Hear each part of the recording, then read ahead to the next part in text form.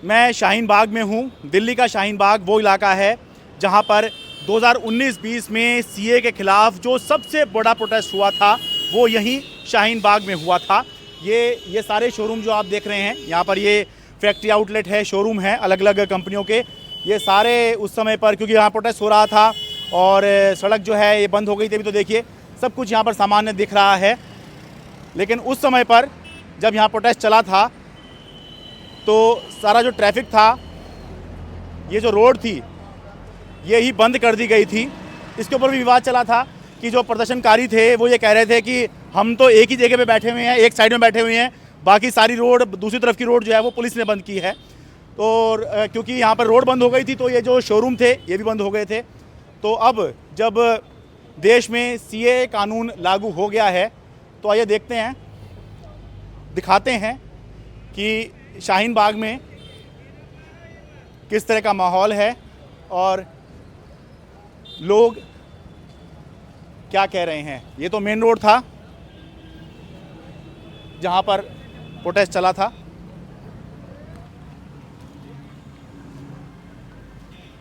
ये अंदर का इलाका है शाहीन बाग, एक तरह से मार्केट आप कह सकते हैं कि मार्केट का इलाका, जिसे असली शाहीन बाग माना जाता है। दुकानें खुली हुई हैं, नॉर्मली काम चल रहा है।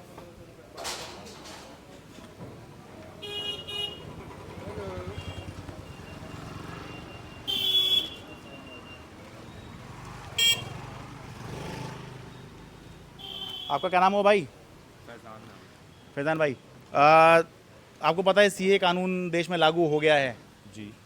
तो पहले भी हुआ था। पहले भी उस समय हुआ था लेकिन रुक गया था, उस समय रूल्स नोटिफाई नहीं हुए, तब रूल्स भी नोटिफाई हो गए हैं। तो यहीं प्रोटेस्ट चला था 2019-20 में 100 दिन से ऊपर। तो अब जब ये लागू हो गया है तो किस तरह का माहौल है, क्या सोच रहे हैं आप लोग यहाँ पर? सब नॉर्मल है, कोई प्रॉब्लम नहीं है। सब और नॉर्मल है। रमज़ान का टाइम चल रहा है तो सब उसकी प्रिपरेशन कर रहे हैं इस टाइम। आज तो रमज़ान का पहला दिन है आज। यस, आज फर्स्ट रमज़ान कल शाम को चांद दिखा है। जी। ठीक है, तो सब कुछ नॉर्मल है यहाँ पर? जी, सब नॉर्मल है, कोई प्रॉब्लम नहीं है। तो जैसा चलता है वैसे ही चलता है। अच्छा, ठीक है, ऐसा ही चलना चाहिए। जी, yes। मतलब इस तरह का कुछ नहीं है कि 4 साल पहले चला था तो फिर से प्रोटेस्ट करना है, ऐसा तो कोई मन में नहीं, नहीं ऐसा आ रहा कोई अभी? प्रॉब्लम नहीं है। अच्छा, सब कुछ सामान्य है। जी। आपका क्या नाम हुआ जी? है जी, आसिफ। आसिफ। आप यहीं रहते हैं? तो 19-20 वाला प्रोटेस्ट आपने देखा था, सीए वाला, उस समय पर जब चला था यहाँ पर? मैं यहाँ नहीं था, मैं लक्ष्मी नगर में रह रहा था। अच्छा, अब आप यहाँ रह रहे हैं। अच्छा, तो अब जब सीए लागू हो गया है तो क्या मन में चल रहा है या क्या बातें चल रही हैं? ये ऐसा तो कुछ भी नहीं है, बस ये है, हम ये चाहते हैं जैसे कि कोई फैसला लिया जाए हाँ। वो हिंदुस्तान के हित में लिया जाए, नुकसान ना हो किसी भी चीज़ का, किसी भी धर्म का, और ना किसी को ठेस पहुँचे। मोदी कोई भी फैसला ले हाँ। वो ऐसा ले जिससे कि किसी को प्रॉब्लम ना हो, किसी भी धार्मिक चीज़ों को ना छुआ जाए, हाँ। किसी को ठेस ना पहुँचे और देश तरक्की करे, बस। क्योंकि उस समय ये बात जो है बहुत ज़्यादा सिंक कर रही थी कि नागरिकता लेने के लिए ये लाया गया, जबकि सरकार तब भी कह रही थी कि नागरिकता देने के लिए आया है, किसी की नागरिकता ली नहीं जा रही। ऐसा होता है, नागरिकता चाहे वो और लोगों को ला के यहाँ रखें, हाँ। मगर मेन प्रॉब्लम क्या है बताएं आपको? हाँ। मेन प्रॉब्लम यह है, हमारा देश बहुत महान है, मगर हमारा देश और महान ऐसे होगा कि यहाँ पे पहले रोजगार का काम करा जाए। ठीक है ना?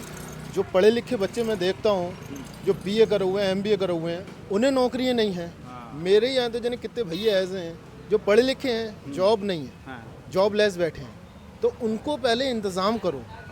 ठीक है, अब आपका एक बात बताइए, मैं दावत कर लूँ, मेरे कहने 2 लोगों का खाने का इंतज़ाम, मैं पूरे जहान को बुलाऊं, क्या खिलाऊंगा, कहाँ रखूंगा? आप बिल्कुल वही बात कह रहे हैं कि जैसे कहाँ में कहते हैं ना कि दूसरों की रक्षा करने पहले अपनी रक्षा करें। सही बात, गलत तो नहीं कह रहा ना? अब यहाँ पे पहले मैं अपनों का इंतजाम करूंगा, जब मेरे पास और क्षमता होगी तो मैं इंशाल्लाह और लोगों को बुलाऊंगा कि आ जाओ, मेरे पास बहुत जगह है, अल्लाह का शुक्र है, सबको मैं रखूंगा, कोई धर्म की टेंशन नहीं।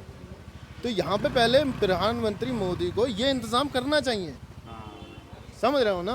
पहले ये करना चाहिए कि यहाँ पे खूब जो बेरोजगार युवा हमारे पढ़े लिखे हैं उनके लिए कुछ करना चाहिए कि भाई यहाँ पे परफेक्ट है, एकदम कोई प्रॉब्लम नहीं, सारी चीज़ें परफेक्ट हैं, है ना? उसके बाद देखना चाहिए। शुक्रिया। आप भी आइए, साइंस की थोड़ी बात करूंगा। क्या नाम है आपका? राकेश। राकेश जी, आप कैसे यहाँ काम करते हैं, क्या करते हैं? काम करते हैं। काम करते हैं यहाँ पर, रेगुलर सप्लाई करते हैं? हाँ जी। तो अब जैसे सीए लागू हो गया तो आपके मन में कुछ ऐसा आया था कहीं जाम ना लग गया हो यहाँ पर, या रास्ता तो बंद नहीं हो गया? हाँ जी, हाँ जी। हाँ, लेकिन ऐसा तो कुछ नहीं है यहाँ ऐसा पर, कुछ नहीं है। सब कुछ सामान्य दिख रहा है। हाँ, सामान्य दिख रहा है। ठीक है, सामान्य ही रहना चाहिए। हाँ, सामान्य रहा है। ठीक है। आपका क्या नाम हुआ जी? नहीं नहीं, मेरा इकबाल नाम है। अच्छा, आप आपकी दुकान है क्या? नहीं नहीं, अच्छा, मैं तो इधर आया हूँ। आप यहीं शाहीन बाग में रहते हैं? नहीं, शाहीन बाग में, जसोला। क्या जी? जसोला जसोला। अच्छा, जसूला रहते हैं। अच्छा, तो यहाँ वैसे ही घूमने आए हैं आप? हाँ, कुछ काम से आया था मिलने। तो बस मैं वही पूछ रहा था, 2019-20 में यहाँ पर बड़ा प्रोटेस्ट हुआ था, सीए लागू होने पर अब भी सीए लागू हो गया है। मतलब और भी बहुत सारे ज़रूरी काम हैं। हाँ चलिए, ये एक मुद्दा है ही है, हाँ। लेकिन ये है कि और भी बहुत सारे मुद्दे हैं। इलेक्ट्रल बॉन्ड पे कोई क्यों नहीं बात कर रहे हैं आप लोग? इस पे बात करना चाहिए आपको। मैंने इलेक्ट्रल बॉन्ड वाला है, उस पर बात हो रही है। बेरोजगारी है, उस पर बात होनी चाहिए। हाँ, ये आपने अच्छा कहा कि ये मुद्दे उठने चाहिए। एनडीटीवी से आ रहे हैं, आपको तो कम से कम जेन्युइन मुद्दा उठाना चाहिए। नहीं, वो मुद्दे उठ रहे हैं।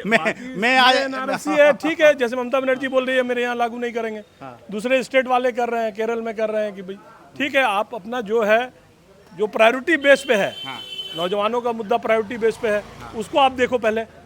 ठीक है, बेरोजगारी चरम सीमा पे है, औरतों का मुद्दा है, रेप हो रहे हैं आए दिन, उस पे आप लोग कोई कानून नहीं ला रहे। उस पे कानून लाना चाहिए, सख्त कानून लाना चाहिए कि भाई कहीं पे रेप हो जाए तो उसको आप फांसी में लगाओ। आप दूसरे चीज़ को फॉलो कर रहे हो, इसको फॉलो नहीं कर रहे हो। आप अच्छी चीज़ों को फॉलो करो आप। शुक्रिया। ठीक है, शुक्रिया। तो भाई ये मैं दिखा रहा था कि एक तो ये दिखाना बहुत ज़रूरी है कि सब कुछ यहाँ सामान्य है, जो यहाँ पे शोरूम हैं, दुकानें हैं, ये सब खुली हुई हैं। और भाई इत्र का काम है आपका। क्या नाम हुआ आपका भाई? अनस। अनस, कब से आपकी दुकान यहाँ पर ही है? 8 साल। 8 साल। तो जब वो 19-20 का प्रोटेस्ट हुआ था, उस समय भी आपकी दुकान थी यहाँ पर ही है? जी। यहीं भी लगा रहे थे? तो उस समय तो आप नहीं लगा पाए होंगे, वो बंद हो गया होगा उस समय पर तो? नहीं, खुला था अल्हम्दुलिल्लाह। हैं? अल्हम्दुलिल्लाह खुला हुआ था। अच्छा, खुला हुआ था यहाँ पर? अच्छा, तो बस मैं यही पूछ रहा था, जैसे सीए लागू हो गया, उस समय भी प्रोटेस्ट चला था, तो अभी यहाँ पे क्या बातें चल रही हैं, कि मन में क्या बातें आ रही हैं? मेरे मन में कोई बात नहीं आती, मैं दुनिया में नहीं रहता अंकल, मैं तो कम अपना काम है, अपना अलग ही दिमाग में बोलना नहीं चाह रहे हो? मतलब मेरे को इसके बारे में मालूम ही नहीं। अच्छा अच्छा अच्छा अच्छा सीए का मतलब ही नहीं मालूम मेरे को क्या होता है। अच्छा, नहीं प्रोटेस्ट चला था वो तो आपको? हाँ, ये मेरे को मालूम है। और क्यों चला था वो? मतलब मोदी जी ने कोई एनआरसी सीए लागू किया था, जिसके ऊपर लोग। सीए लागू किया था? हाँ, तो वही बस इतना ही मेरे को अच्छा, मालूम वही अब लागू हो गया है? उस समय कर रहे थे, अब हो गया है? हो गया, मुझे ये भी नहीं मालूम है, बताइए। थोड़ा सा खबरें वबरें देखा करो। चलिए। या आपका क्या नाम है भाई? जावेद नाम। आप यहीं शाहीन बाग ही रह रहे हैं? नहीं, मैं ओखला में रहता हूँ। अच्छा, ओखला में रह रहे हैं, तो शाहीन बाग क्या कुछ काम से आए हैं आप यहाँ? मैं सामान लेने आया था। अच्छा, तो रेगुलर आते रहते हैं? नहीं, मैं महीने 2 महीने में आया हूँ, और मतलब रमज़ान चालू हो गए हैं तो इसकी वजह से सामान लेने, जैसे फेनी हो गया और रस हो गया, ये तो रोजे का सामान रोज़े हो के गया लिए, अपना। रोज़े के सामान लेने के लिए आया हूँ। अच्छा, अब जैसे सीए वगैरह लागू हो गया है अब, तो क्या बातें चल रही हैं? सीए लागू हो गया है, ठीक है, अब जैसा भी है देखा जाएगा। अच्छा, तो ज़्यादा वो व्यू नहीं बनाया है इस पे अपना? इतना उतना उसमें वो कोई नहीं है, ठीक है। सीए लागू हो गया, एनआरसी जो भी लागू हुआ उसके बारे में देखेंगे, फिर जो जैसा जो गवर्नमेंट, जो सरकार जो बोलेगी उसके हिसाब से देखा जाएगा। ठीक है, शुक्रिया। आपका क्या नाम हुआ जी? मैं शरद हूँ एनडीटीवी से। अच्छा, आप बहुत बिजी लग रहे हैं, चलिए।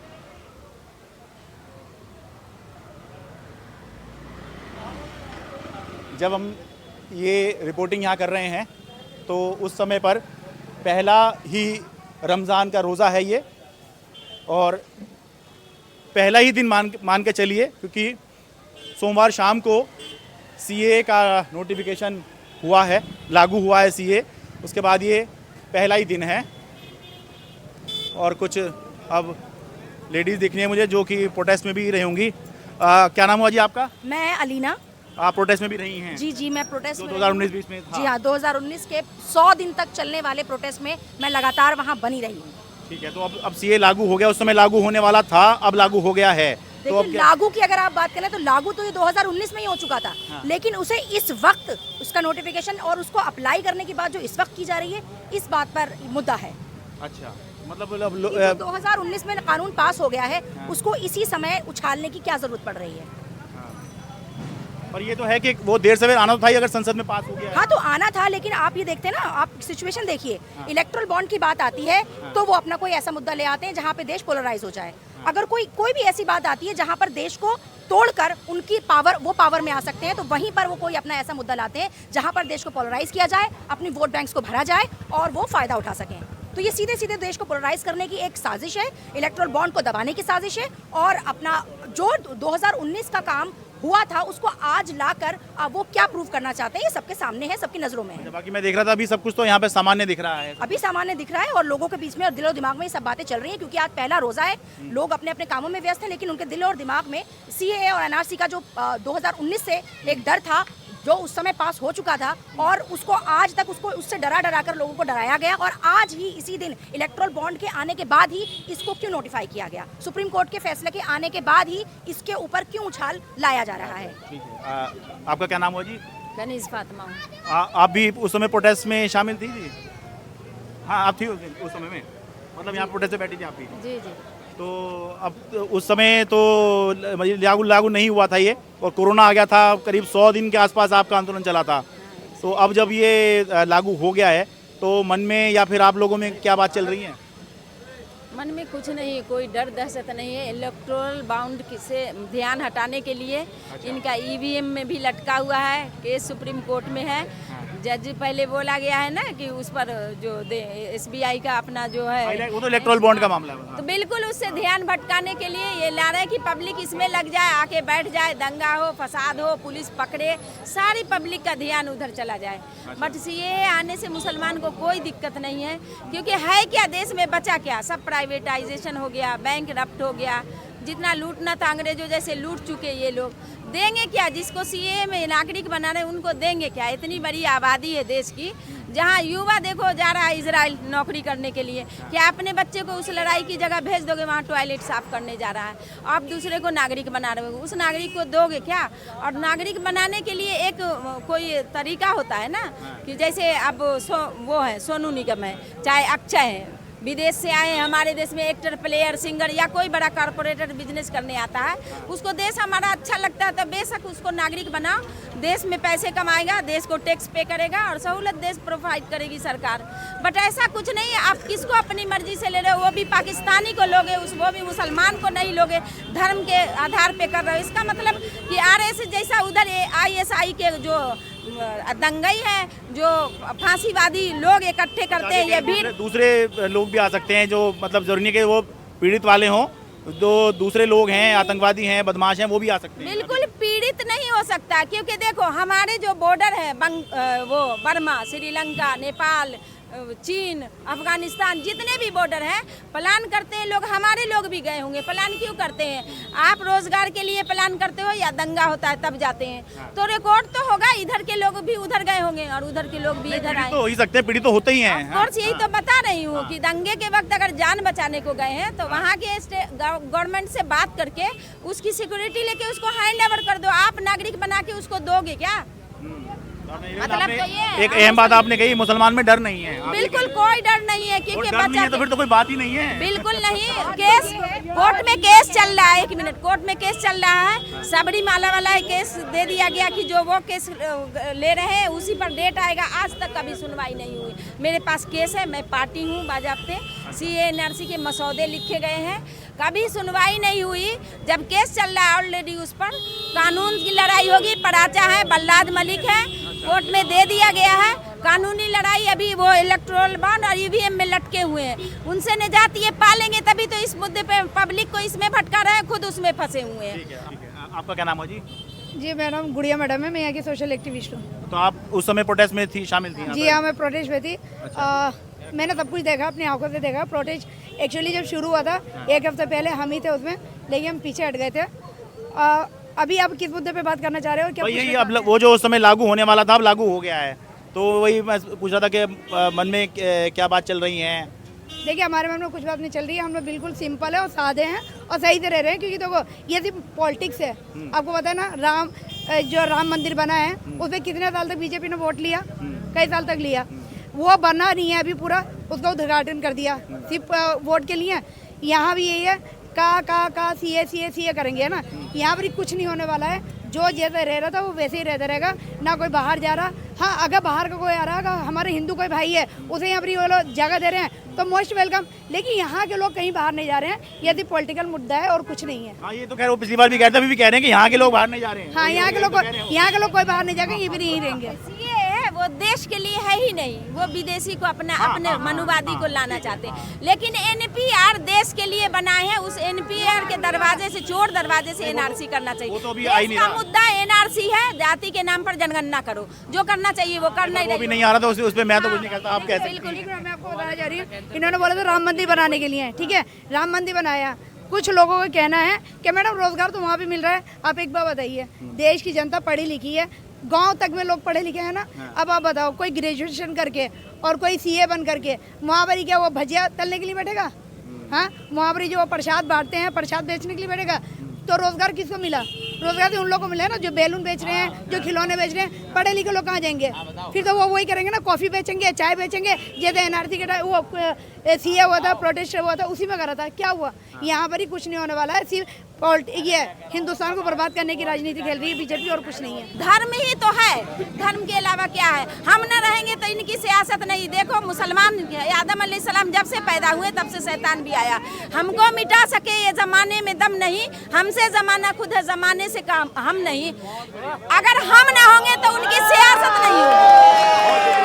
हम है तो सियासत है, हम ही मिट जाएंगे तो वो क्या करेंगे? झुनझुना बजाएंगे। धर्म का वही होगा जब तक हम रहेंगे। हम है तो धर्म है, हम है तो सियासत है, हम नहीं तो कुछ नहीं। थैंक यू, बहुत शुक्रिया।